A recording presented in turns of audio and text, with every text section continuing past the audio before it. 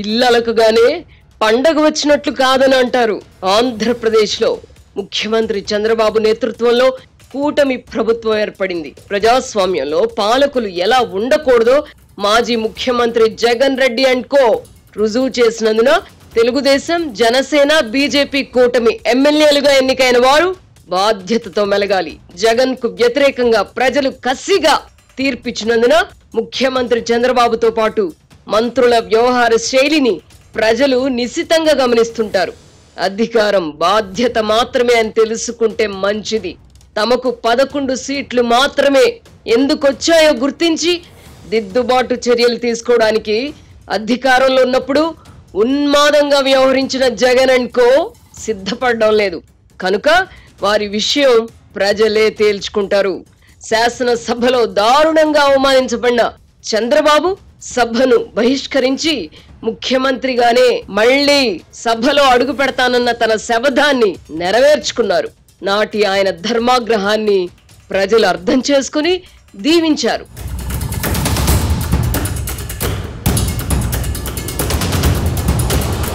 1989లో ఎన్నికల్లో ఓడిపోయిన తర్వాత నన్నపనేని రాజకుమారి తనను మాటలతో కించపరిచారన్న కారణంగా ఎన్టీ రామారావు కూడా అప్పట్లో శాసనసభను బహిష్కరించారు.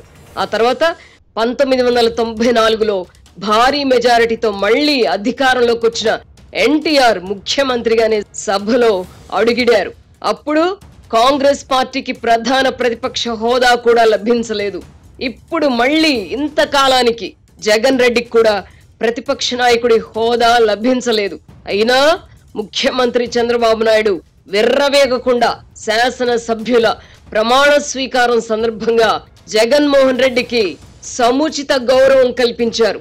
కానీ జగన్ రోత మీడియా మాత్రం ఆయనను అవమానించారంటూ వార్తలు బండి మార్చి తన బుద్ధి పోనిచ్చుకోలేదు. తనకు తగిన గౌరవం ఇచ్చిన జగన్ మాత్రం హుందాగా వ్యవహరించలేకపోయారు. శాసనసభ సభ్యుడిగా ప్రమాణం చేసిన వెంటనే సభలో కూర్చోకుండా వెళ్లిపోయారు. ఎన్నికల్లో తన ఓటమిని ఊహించని జగన్మోహన్ రెడ్డి ఇప్పటికీ ఆ ఓటమిని జీర్ణించుకోలేకపోతున్నారు. మళ్లీ మనమే అధికారంలోకి వస్తామని ఆయన తన మనుషులకు చెప్పుకుంటూ మానసిక ఆనందం పొందుతున్నారు. 2019 ఎన్నికల్లో 151 సీట్లతో అధికారంలోకి వచ్చిన జగన్ 2024 ఎన్నికల్లో 164 సీట్లతో అధికారంలోకి వచ్చిన కూటమిని ఓడించడం రాజకీయంగా అసాధ్యం కాదు. కానీ తన ఈ ఘోర పరాభవానికి కారణమేమిటో ఆయన తెలుసుకునే ప్రయత్నం చేయకపోవడమే ఆశ్చర్యంగా ఉంది. రాజకీయాలలో ఆత్మవిమర్శ చేసుకుని ముందుకు సాగిన వాడే కింద పడిన పైకి లేవగలడు. జగన్మోహన్ రెడ్డిది విపరీత మనస్తత్వం అని గతంలో అనేక పర్యాయాలు చెప్పుకున్నాం. అతడిలో సాధారణ లక్షణాలు ఉండి ఉంటే తన నివాసం కోసం ఋషికొండపై 550 కోట్ల ప్రజాధనం ఖర్చు చేసి మాయా మహల్ నిర్మించుకుని ఉండేవారు కాదు. ఆ భవనాన్ని సొంత డబ్బుతో నిర్మించుకుని ఉంటే ఎవ్వరికి అభ్యంతరం ఉండేది కాదు. జనం సొమ్ముతో విలాసంగా బతకడానికి మనం రాచరిక వ్యవస్థలో లేం కదా. తాడేపల్లి ప్యాలెస్ వద్ద 4 వైపులా కాంపౌండ్ వాల్ పై 30 అడుగుల ఎత్తులో గ్రిల్ నిర్మించుకోవడాన్ని ఎవరైనా ఎలా జీర్ణించుకోగలరు? ఒక ముఖ్యమంత్రి రక్షణకు 30 అడుగుల ఎత్తులో గ్రిల్ నిర్మించుకోవడం విపరీత మనస్తత్వానికి నిదర్శనం కాదా? ప్రజల ఓట్లతో అధికారంలోకి వచ్చిన వ్యక్తికి ఇలాంటి ఆలోచనలు ఎందుకు వస్తాయో తెలియదు.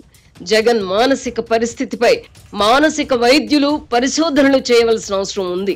తాను నివసించినా నివసించకపోయినా ఊరికో ప్యాలెస్ నిర్మించుకోవడం జగన్ రెడ్డి నైజం. పూర్వం రాజులు మాత్రమే ఇలా వేసవి శీతాకాల విడిది కోసం ప్యాలెస్లు నిర్మించుకున్నారు. తానొకటి తలిస్తే దైవం మరొకటి తలిచిందన్నట్టుగా ఋషి కొండపై ముచ్చటపడి కట్టించుకున్న ప్యాలెస్ లోకి అడుగు పెట్టకుండానే జగన్ అధికారం కోల్పోయారు. హైదరాబాద్, బెంగళూరులో సొంత డబ్బుతో ప్యాలెస్లు నిర్మించుకున్నందున అప్పుడు ప్రజలు పట్టించుకోలేదు. ప్రజల సొమ్ముతో ఋషికొండపై ప్యాలెస్ నిర్మించినందునే ఆయన బాధ్యత తీసుకోవాలి. తాడేపల్లిలో 30 అడుగుల ఎత్తులో గ్రిల్ ను నిర్మించుకున్నారంటే ఆయన ఏదో ఒక మానసిక సమస్యతో బాధపడుతున్నారని భావించాల్సి ఉంటుందని అంటున్నారు. కోట్ల రూపాయల ప్రజాధనాన్ని వెచ్చించి అంతెత్తున గ్రిల్ నిర్మించడాన్ని అధికారులు ఏ నిబంధన కింద అనుమతించారో తెలియదు. మిలిటరీ పాలకులు కూడా ఇలాంటి శత్రు దుర్భేద్యాలను నిర్మించుకోరు. కొంతమందిలో విపరీత పోకడలుంటాయి. బంగారంపై మోజుతో కొంతమంది 10 నుంచి 15 కిలోల బంగారు నగలను ఒంటిపై వేసుకుని తిరగడం చూసాం. అది ప్రైవేట్ వ్యవహారం కనుక మనం వారి గురించి కాసేపు మాట్లాడుకుని మర్చిపోతాం. జగన్మోహన్ రెడ్డికి బంగారంపై మోజు లేదు. తనతో పాటు తన భార్య కూడా ఆడంబరంగా కనపడకూడదని కోరుకునేవారు. అయితే రాచరిక నియంతృత్వ పోకడలను మాత్రం అణచుకోలేకపోయారు. ఫలితంగా ప్రజల తిరస్కారానికి గురయ్యారు.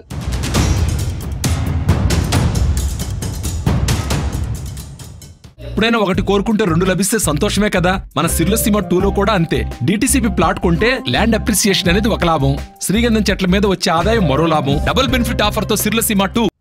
రాష్ట్రంలో అధికార మార్పిడి జరిగిన తర్వాత అప్పట్లో పరిస్థితులు ఎలా ఉండేవో అధికారులు నోరు విప్పి చెప్పడం మొదలు పెట్టారు. ఐఏఎస్ ఐపీఎస్ అధికారులు అయ్యుండి కూడా ఇంతగా ఎందుకు దిగజారిపోయారని ప్రశ్నించగా జగన్ పాలనలో ఒక రకమైన భయానక వాతావరణం ఉండింది. మనసులో మాట చెప్పుకోవడానికి కూడా సాహసించలేకపోయాం. భయం గుప్పిట్లో బతికాం. అందుకే మనసు చంపుకొని పని చేశాం అని కొంతమంది అధికారులు చెప్తున్నారు. మొత్తం మీద జగన్మోహన్ రెడ్డితో పాటు ఆయన కోటరీలో ఉన్న వారి విపరీత మనస్తత్వాల వల్ల అధికార యంత్రాంగం కుళ్ళిపోయింది. తెలంగాణలో కూడా అధికార వ్యవస్థ భ్రష్టు పట్టిపోయింది. ప్రగతి భవన్ పేరిట ప్యాలెస్ ను పోలిన భవనాన్ని నిర్మింపజేసి అందులో నుంచి కాలు బయట పెట్టకుండా కనుసైగలతో రాష్ట్రాన్ని పాలించిన కేసీఆర్ కు తెలంగాణ ప్రజలు తగిన గుణపాఠం చెప్పారు. ఇది జరిగిన తర్వాత కూడా జగన్ అండ్ కో జాగ్రత్త పడలేదు. అధికారులు కూడా తమ ధోరణి మార్చుకోలేదు. బటన్లు నొక్కుతున్నందున జగన్మోహన్ రెడ్డి మళ్లీ అధికారంలోకి వస్తారని నమ్మి అడ్డగోలు పనులు చేశారు. ఈ నేపథ్యంలో కుళ్ళిపోయిన అధికార యంత్రాంగంతోనే పని చేయించుకోవాల్సి రావడం ముఖ్యమంత్రి చంద్రబాబుకు కత్తి మీద సాము వంటిదే. ఏ అధికారి ఎంతగా చెడిపోయింది తెలుసుకోవడానికి స్కానర్లు లేవు కదా. అందుకే అధికారుల ఎంపికలో కొన్ని తప్పులు జరిగాయి. అయితే చంద్రబాబుకు ఆప్షన్లు తక్కువ. గతంలో సమర్థులుగా పేరు తెచ్చుకున్న అధికారులు కూడా ఈ 5 ఏళ్లలో చెడిపోయారు. ముఖ్యమంత్రిగా చంద్రబాబు తీసుకున్న నిర్ణయాలు, చేసిన ఎంపికలపై తెలుగు తమ్ముళ్లు నిరసన వ్యక్తం చేస్తున్నారు. జగన్మోహన్ రెడ్డి సృష్టించిన సంప్రదాయం ఆమోదయోగ్యం కాకపోయినా చంద్రబాబు కూడా అలాగే వ్యవహరించాలని తెలుగు తమ్ముళ్లు సోషల్ మీడియాలో రెచ్చిపోతున్నారు. జగన్ తరహాలోనే పాలించే పక్షంలో ప్రభుత్వం మారడం ఎందుకు? జగన్ను జనం కసిగా ఎందుకు ఓడించారో తెలుసుకోవడానికి కూడా తెలుగు తమ్ముళ్లు అంగీకరించడం లేదు.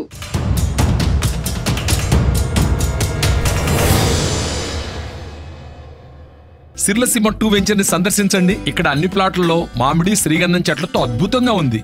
ల్యాండ్ అప్రిషియేషన్, ఫ్రీ మెయింటెనెన్స్, పండ్ల తోటల తాలూకా ప్రయోజనాలు. డబుల్ బెనిఫిట్ ఆఫర్ తో సిర్లసీమ 2.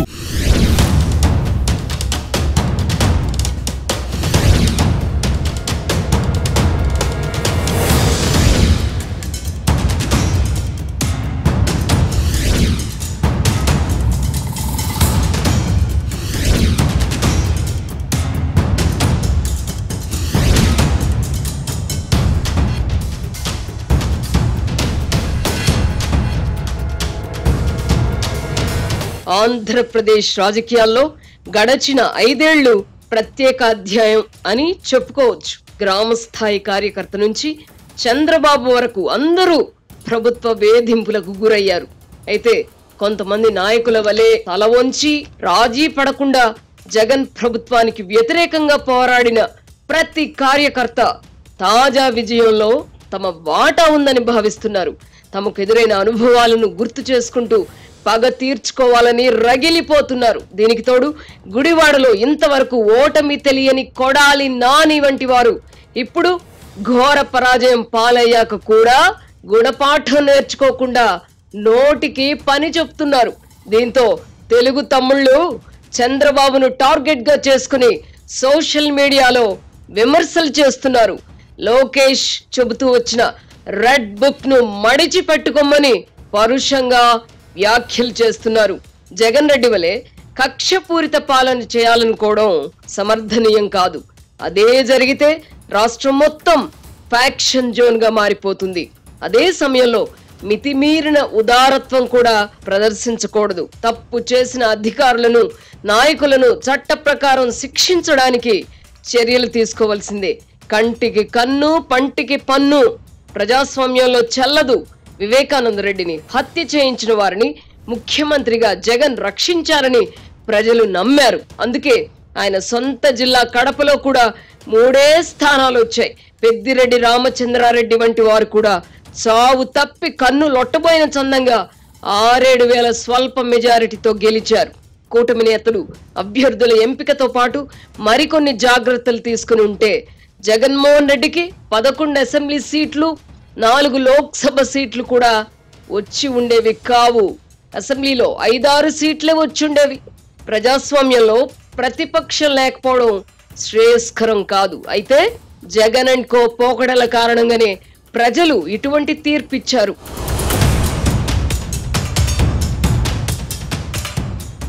ఎప్పుడైనా ఒకటి కోరుకుంటే 2 లభిస్తే సంతోషమే కదా. మన సిర్లసీమ 2లో కూడా అంతే. డిటిసిపి ప్లాట్ కొంటే ల్యాండ్ అప్రిసియేషన్ అనేది ఒక లాభం, శ్రీగంధం చెట్ల మీద వచ్చే ఆదాయం మరో లాభం. డబుల్ బెనిఫిట్ ఆఫర్ తో సిర్లసీమ 2. ఇంత జరిగిన జగన్ అండ్ కో వైఖరిలో కించిత్ మార్పు కూడా రాకపోవడం ఆశ్చర్యంగా ఉంది. తాడేపల్లి ప్యాలెస్ లో జగన్మోహన్ రెడ్డి వాడుతున్న ఫర్నిచర్ విలువ ఎంతో చెబితే డబ్బులు ముఖాన పడేస్తామని కొడాలి నాని వంటి వారు నోరు పారేసుకోవడం ఏమిటి? ఇవ్వడానికి మీరెవరు? తీసుకోవడానికి చంద్రబాబు ఎవరు? అది ప్రభుత్వ ఆస్తి. గతంలో ఓడిపోయిన మంత్రులు తమ ఇళ్లల్లో ఫర్నిచర్ ను ప్రభుత్వానికి అప్పగించేవారు. ప్రభుత్వ వాహనాలను ఇంట్లో పిల్లలు స్కూల్ కు వెళ్ళడానికి లేదా సొంత అవసరాలకు వాడుకోవడాన్ని నైతికంగా నేరంగా ఒకప్పుడు పరిగణించేవారు. ఇప్పుడు ఇంత సున్నితంగా ఆలోచించేవారు ఎక్కడా? కొడాలి నాని వంటి వారు గతంలో మాజీ స్పీకర్ కోడెల శివప్రసాదరావును ఇదే ఫర్నిచర్ పేరిట వేధించినప్పుడు నోరెందుకు విప్పలేదు? అప్పుడు ఆయన కూడా ఫర్నిచర్ విలువ చెల్లిస్తానని చెప్పినా కూడా వినకుండా వేధించారు. విలువ కట్టడం ఎందుకు? వాడుకున్న ఫర్నిచర్ ను స్వాధీనం చేయవచ్చు కదా. ప్రస్తుతానికి చంద్రబాబు హుందాగానే వ్యవహరిస్తున్నారు. నాడు నిండు సభలో నన్ను అవమానించారు కనుక ఇప్పుడు నేను నిన్ను అవమానిస్తానని చంద్రబాబు భావిస్తే ఆయనకు జగన్మోహన్ రెడ్డికి పెద్ద తేడా ఉంటుంది. శాసన సభ్యుడిగా ప్రమాణ స్వీకారం చేసిన జగన్ సభా కార్యక్రమాల్లో పాల్గొనకుండా పులివెందులు వెళ్లిపోయారు. సభకు హాజరయ్యే విషయంలో ఆయన ఏ నిర్ణయం తీసుకుంటారో తెలియదు. గత శాసన సభలో స్పీకర్ తమ్మినేని సీతారాం కూడా ప్రతిపక్షంపై తరచుగా నోరు పారేసుకున్నారు. ఇప్పుడు స్పీకర్ గా ఎన్నికైన చింతకాయల అయ్యన్న పాత్రుడికి కూడా నోటి దురుసు ఎక్కువే. సభాపతిగా ఆయన ఎలా వ్యవహరిస్తారో చూడాలి. సభను ఆయన అదుపు చేస్తారో ఆయనను సభ అదుపు చేస్తుందో చూడాలి. జగన్ అండ్ కో పోకడలతో పాటు వారి నోళ్లకు అదుపు లేకపోవడం వల్లనే ఈ ఘోర పరాజయం వారికి ఎదురైంది. మేం శాశ్వతంగా అధికారంలో ఉంటాం, చంద్రబాబు పనైపోయిందని భావించి విర్రవీగారు. ఇప్పుడు అవమాన భారాన్ని తట్టుకోలేకపోతున్నారు. జగన్మోహన్ రెడ్డికి ఈ ఎన్నికల్లో కూడా 40% వరకు ఓట్లు వచ్చాయని, ఆ విషయం మర్చిపోకూడదని కొంతమంది అపరమేధావులు చెప్తున్నారు. నిజమే, గత ఎన్నికల్లో కూడా 23 సీట్లు మాత్రమే వచ్చిన చంద్రబాబుకు కూడా 40% ఓట్లు వచ్చాయి. ఇప్పుడున్న సమాజంలో కళ్ళెదురుగా హత్యలు చేయించిన వారికి కూడా కుల మత ప్రాతిపదికన ఎన్నో కొన్ని ఓట్లు వేసేవారు ఉన్నారు. అలాగని జగన్ రెడ్డిని తీసిపారేయడం కూడా సరికాదు. చంద్రబాబు ప్రభుత్వం మునుముందు ఎలా వ్యవహరించబోతున్నది అన్నదాన్ని బట్టి జగన్ రాజకీయ భవిష్యత్ ఆధారపడి ఉంటుంది. ప్రభుత్వ వ్యతిరేకత ఆధారంగానే ఇటీవలి కాలంలో ప్రజలు తీర్పిస్తున్నారు. ఇప్పుడు ఆంధ్రప్రదేశ్ ప్రజలు ఇచ్చిన తీర్పు జగన్మోహన్ రెడ్డికి వ్యతిరేకంగా ఇచ్చింది మాత్రమే.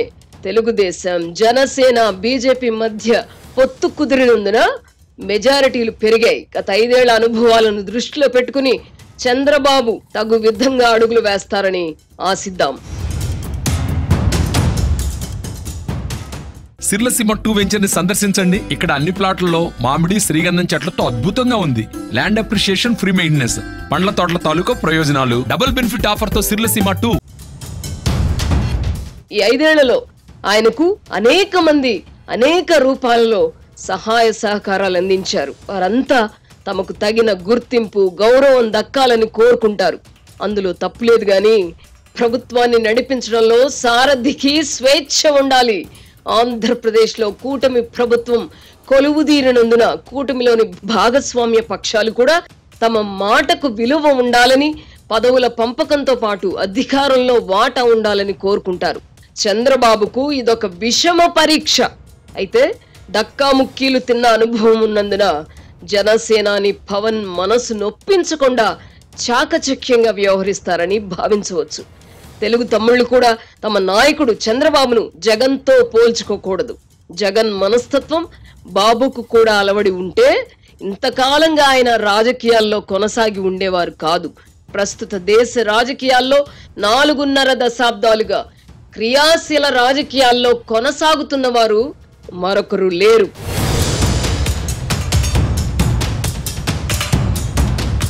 జగన్ అధికారంలోకి వచ్చిన వెంటనే కూల్చివేయబడిన ప్రజావేదికను అలాగే ఉంచాలి. అప్పుడే విధ్వంసకర పాలనను ప్రజలు ఆమోదించరని భావి తరాల నాయకులకు హెచ్చరికగా ఉంటుంది.